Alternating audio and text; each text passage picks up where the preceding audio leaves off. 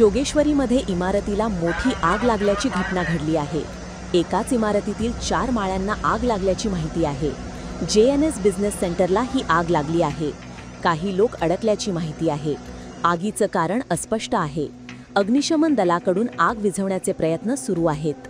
मिळालेल्या माहितीनुसार मुंबईच्या जोगेश्वरी पश्चिम ओशिवरा भागात JMS बिझनेस पार्क इमारतीमध्ये मोठी आग लागली।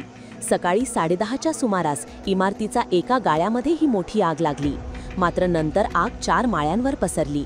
घटनेची माहिती मिळताच अग्निशमन दलाचा 5 ते 6 गाड्या घटनास्थळी दाखल होऊन आग विझवण्यासाठी युद्धपातळीवर प्रयत्न करत आहेत। इमारतीमध्ये मोठ्या प्रमाणात कॉर्पोरेट ऑफिस आहेत, त्यामुळे आग आजूबाजूला वाढण्याची शक्यता आहे।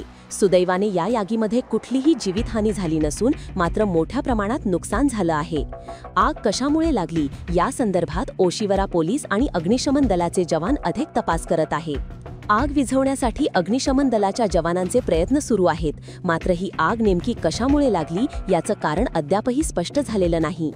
या इमारतीच्या अगदी वरच्या मजल्यावर असलेल्या रहिवाशांकडून मदतीसाठी बचावासाठी हाका मारल्या जात आहेत।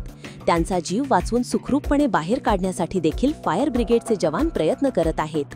इमारतीमध्ये मोठ्या प्रमाणात कॉर्पोरेट ऑफिस आहेत, त्यामुळे आग आजूबाजूला वाढण्याची शक्यता आहे।